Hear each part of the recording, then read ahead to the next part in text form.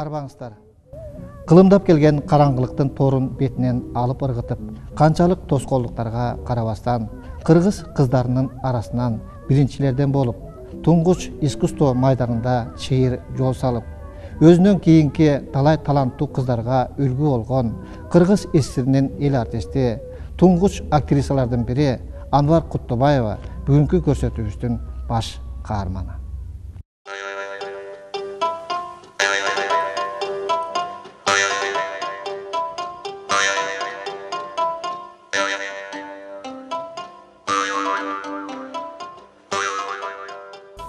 Атабыз өзү Кошкордон болот.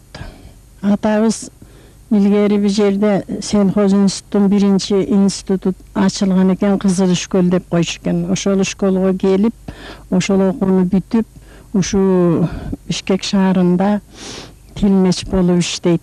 Шаарга үй салып, ушу Бишкек шаарында туруп калат.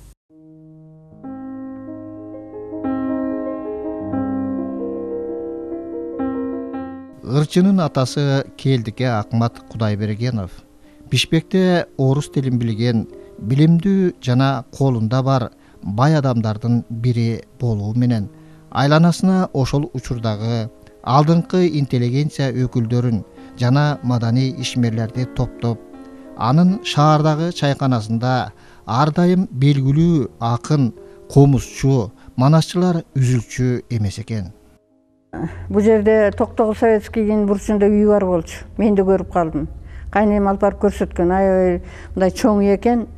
Жана Садыковтар, Жапар Садыковтар бала кезинде ошол кайнатанын үйүндө иштечү экен да.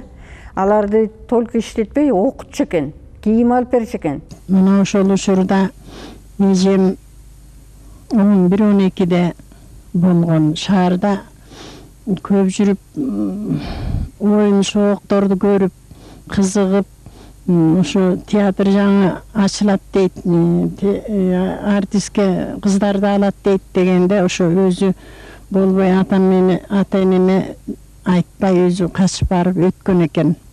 Өтүп, кичине болсо дагы ыргашыктуу экен, өзү ушундай шайыр, мүнөзү жакшы, ушундай эрке, ушундай жакшы кыз болгон экен.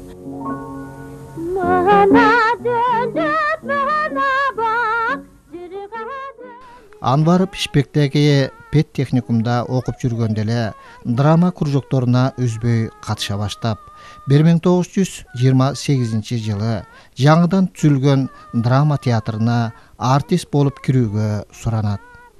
Биринчи ролу болуп Островскийдин «Бир тыйын жок эле алтын табылды» аттуу ролун чебердикте аткарат.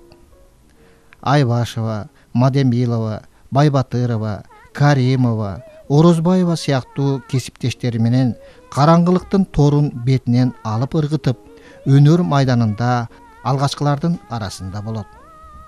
Бирок Анвар роль аткаруу жагынан да, ырдоо жагынан да топ жылдыздын арасынан бөлүнүп чыгып, бат эле айырмалана түшөт. Анан Жан Төшүптүн Кара чачында кара чачтын, анан Райкан Шүкүрбековдун Жапалак жатпастын комедиясында Айшанын ролдорун аткарып, көрүүчүлөргө актер, артистка катары таанылат да.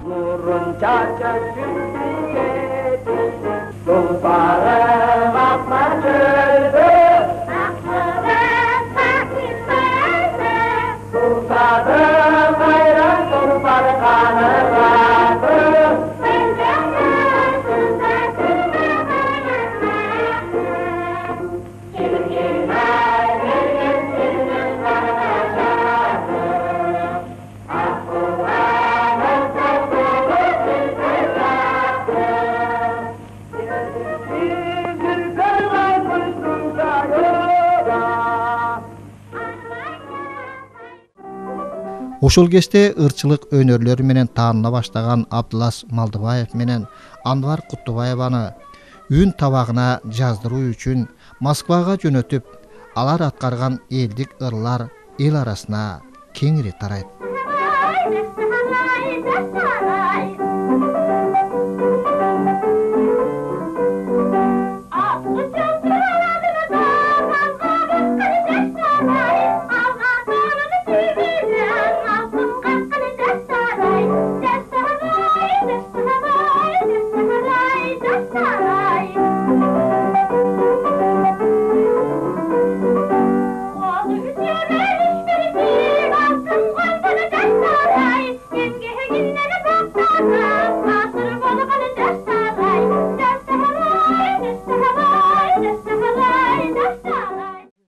Bir 1936 жылы музыкалык драма театры түзүлүп, Малдыбаев, Власов, Фере бирдикте Алтын кыз жана Ажал оордуна драмасына музыка жазышат.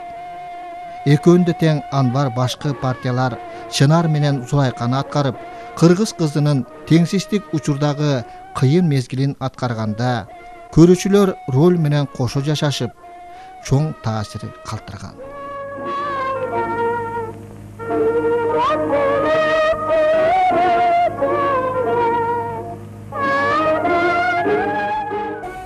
Мына Зулайканы ойнап аткарганда, Чынарды атканда залда кишилер ыйлап жүрчү.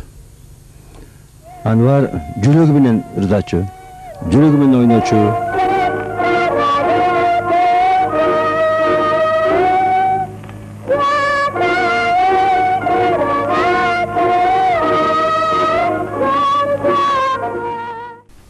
Биз окуп жүргөн мезгилде Ажал ордуна канча коюлуп, Анвар канча ойногон сайын кайра эле барып, көрүп ыйлап келе берчүбүз. Шумдуктай аткарчу, үнү да жакшынакай эле. Мен 1937 жылы Фрунзе шаарына келип, Ажал ордуна драмасын көрүп калдым. Зулайканын образы мени дүйнөгө кайра жараткандай болду. Канткенде Анвардай артистка болом деген тилек менен ушул кесипке кийин келип кирдим. Ошо шаарда жашап турганда 1929 жылы кулакка тартат атенемди. Атенемди тартканда бул Анвар эжем, мындан улуу эжем дагы Ажар деген эжем күйөөдө болуп калышат бу жерде. Булар күйөөдө болгондо мен ошондо эмчекте экенмин, дагы эки агам, үчөөбүз атабыз менен чогуу Украинага кетебиз. Украинага барып Чалбас деген жерге, Херсон облусу, ошо жерде биз 15 жылга жакын турдук. Мана ошентип Анвардын атасы Келдике Ахмат калган үй бүлөсү менен алыскы Украинанын Херсон облусуна өзүнө окшош тагдырлаштары болуп сүргүнгө айдалды. Алардын көпчүлүгү туулган жерине кайтпай калды. Азыр бул жерде ошол Кыргызстандан айдалган журтташтарыбыздын элесине арналып эстелик таш Кыргызстандын өкүлчүлүгүнүн демилгеси менен тургузулган. Жана бул эстелик таш ошол катаал күндөрдү артка кайтарып эскертип турат.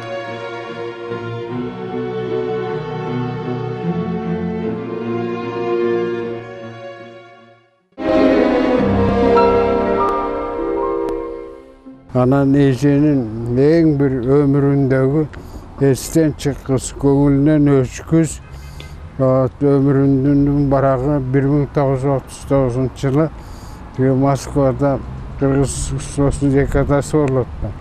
Ошого катышат.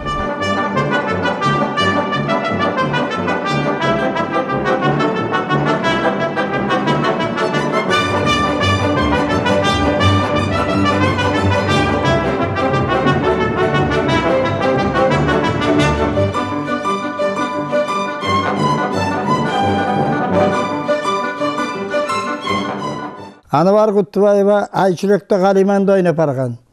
Ажал ордунда деген чоң Жусуп Турсбектин пьесасында Зулайканы керейинен ырдап барган. Айчүрөктө Калиман дегенде жана Гүлчаронун сүйгөнү болуп ойногон. Ушул үч спектакль менен Бұл киши Москвадагы эмени декададагы Малдыбаевтар башалып, Кийизбаевтар башалып, декаданы жеңип алганда салтанат. Сталин туруп кол чапкан. Алканда туруп. Кыргыз кызы атайы келип Сталинге.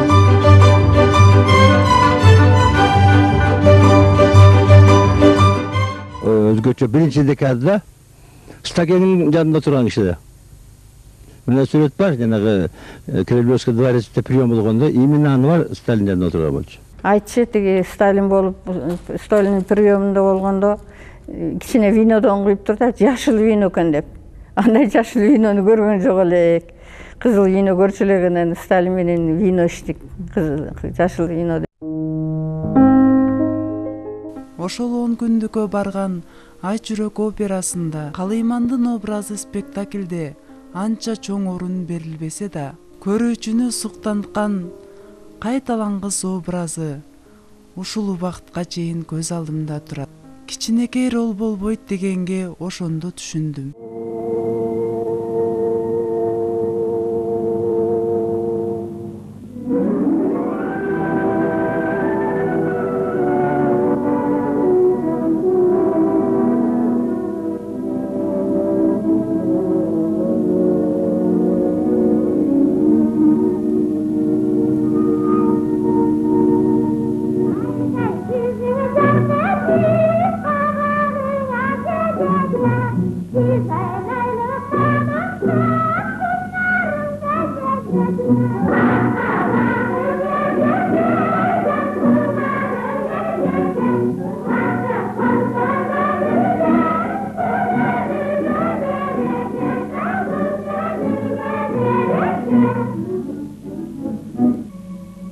Бүт ошол Москвалык уучу көрүүчүлөрдү дагы тамашандырып, таң калтырат да.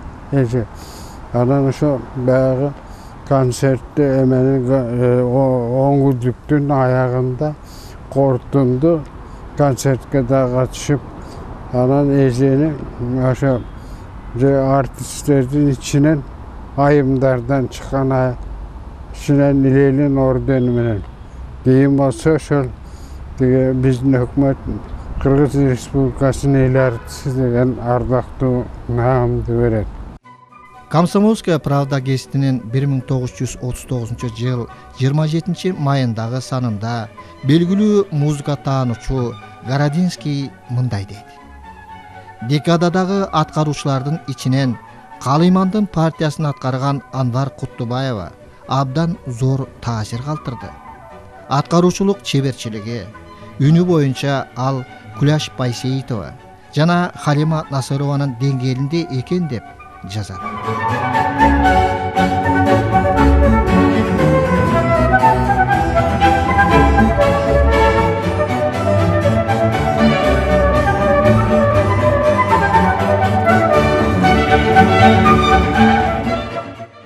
Otuz 39 жылы биз мына Бишкек шаарында эмеден номер 5-тен чыгып туруп Анвар келатат дегенде жүгүрүп элдин баары кытыр туруп көрүп каралы деп артынан кууп жүрчүбүз. Анан карап келсек Ленин орденин тагып алып, Анвар келатат, Анвар эже келатат.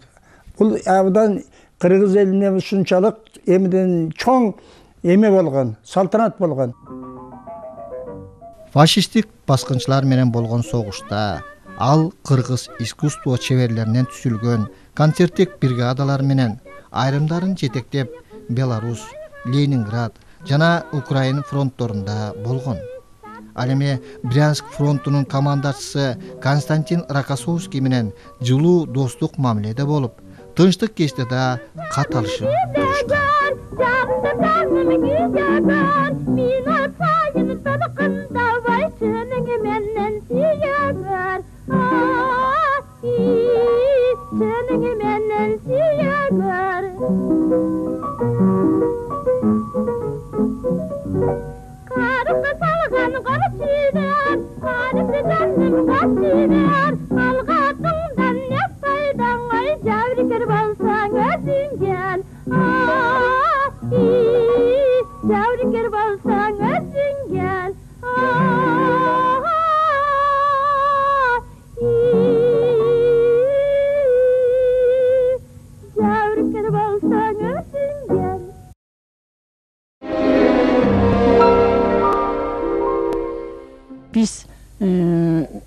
Верховный Советтин указы боюнча биз 44 жылы кышында Кыргызстанга келдик. Ошол учурда келсек, эжекем театрда иштеп аткан экен, өзүнүн бригадасы бар экен. Ошо бригада менен оюн коюп Ташкентке, Алматыга, тияк бияка барып келип турган кез экен. Аты чыгып 27 кишини башкарат экен.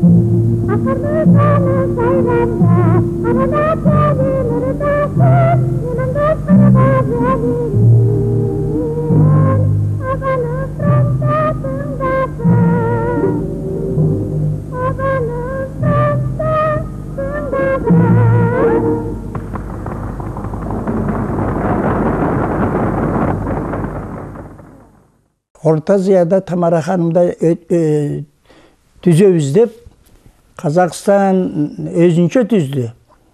Ошондо Кыргызстандан Анвар эжени тандаган. Анвар эже иштеген, ошо бүткүл эмелердин баарын кыдырып. Анвар эже 1946 жылы Кыргыз улуттук филармониясында би ансамбль уюштурат. Анан ошол би ансамблинин жетектеп, эже ийиктей чимирилип, бийлеп, жекеле үн эмес, өзүнүн ошо бийчилик таланты менен дагы көрүүчүлөрдү тамшандырат да.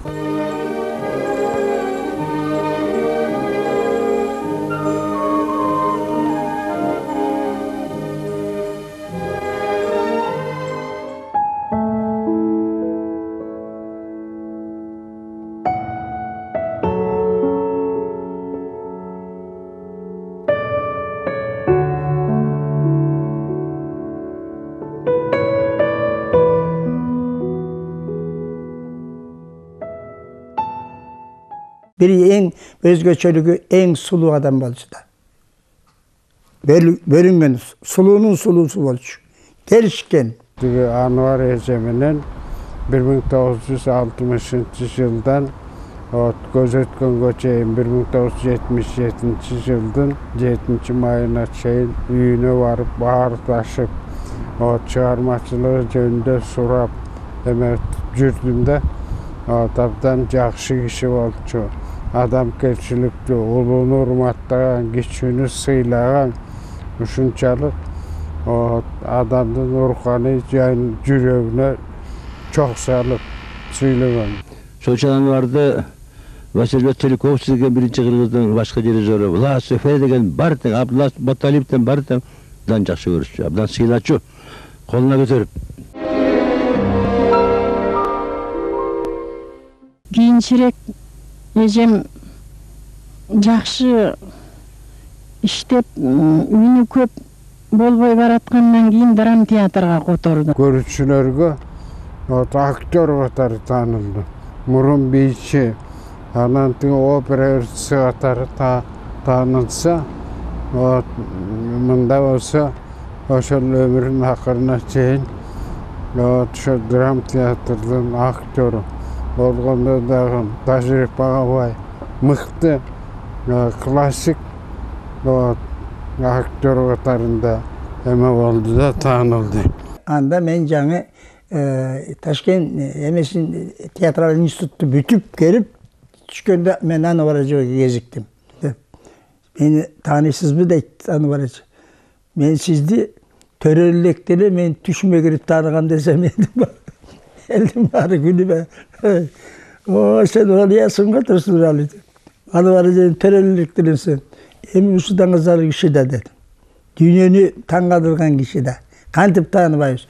Өзүбүздө бир эме чыкса, искусствонун бир жарыгы чыкса, анан биз тааныбайбыз деп турганыбыз уят эмеспи? Карапинанын акыркы күлгөндүн арманы жок пьесасынан Анна Павлованын Токтогулот Абдымомуновдун атаны Атабектин кызынан калбы менен Островскийдин добулунан мына ошол өңдөнгөн орус, кыргыз, орус композитор эме драматургтарынын ошо классикалык пьесаларында башкы каармандарды ойноп, көрүүчүлөргө Aktör katары tanındı.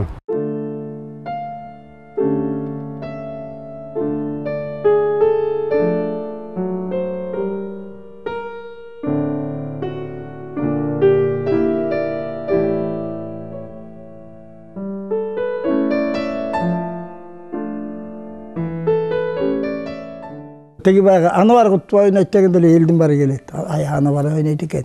Görelik. Oy alır da çemiş bile.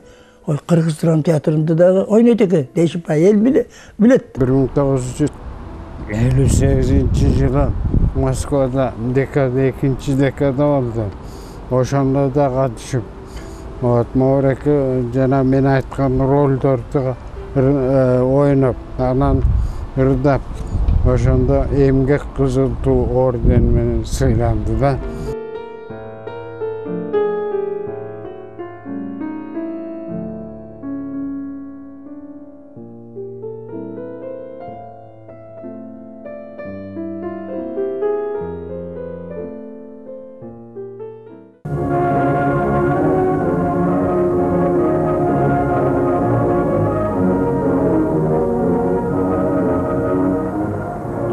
Летней девушкой поступила она на киргизскую сцену. Сложный творческий путь прошла народная артистка республики Анбат Кустубаева. От участия в массовках до сложных ролей Зулайки из «Отжала Дуна» Юсупа Турузбекова и Луизы в «Коварстве любви» Шиллера. За творческие заслуги она награждена орденом Ленина, Трудового Красного Знамени и знак почета. В день 50-летия ее пришли поздравить друзья, товарищи по работе, актеры, писатели, представители общественности.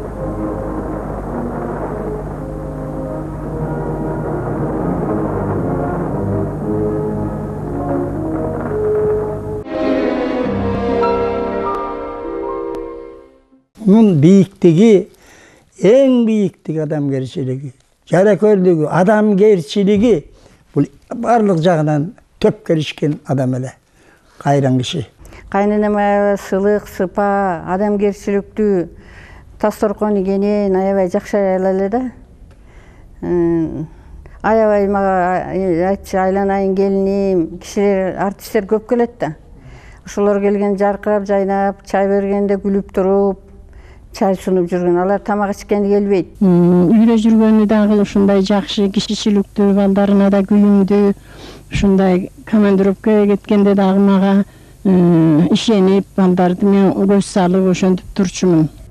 Экинчи уулубуз төрөлгөн кезде шагайшы коляскамда экинчи этажда турчубуз да. Ошону Москвадан ала келип берген, декадага барганда 58-жылы.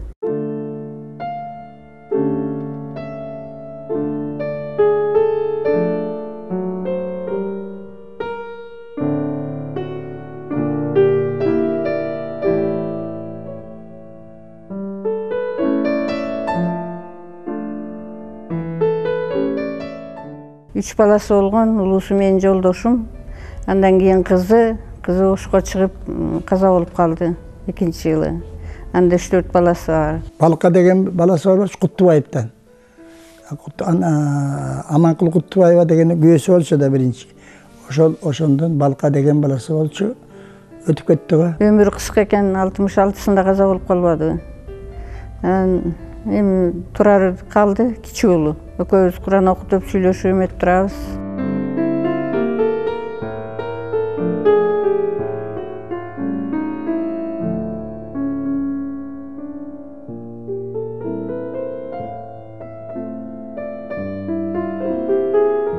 Şu Anvar'da barkını çok açan kırgız el bilbey etedi. Çoğunlar olsun, hükümet baş bulup, men baş bulup, bu Anvar'da жақсылап көтөрө албай атабыз. Былтыр Гүлөш Байсаитованын 100 жылдыгы болду, жөн эле бир жума күлө этишпеди. Күндө филармонияда, театрдын баарында эметип, экөө бирдей чыкканда кайната менен Гүлөш Байсаитованын кайнана экөө бирдей, үндөрү да бирдей. Казактар талантты болайт экен. Мына бизде талантты мен билгенден бу кимдер талашчылар болайт. Мына кимдин Атайдын 100 жылдыгын өткөрүштү. Шекербек Шеркуловдун 100 жылдыгын өттү. Мына Манас орду деп, жакшынакай өзүнчө бир Kut kazına жасап koştu. Ağana gölde, narında, çüyde var mı? Yok. Oşun için talantı bağlaş gerek, barktaş gerek. Oşa kişilerden ömrünü öçürmey, elesin bugünkü bizim yaşlarına Kırgız bolavuz yapmayız mı? Anda görüşürüz gerek.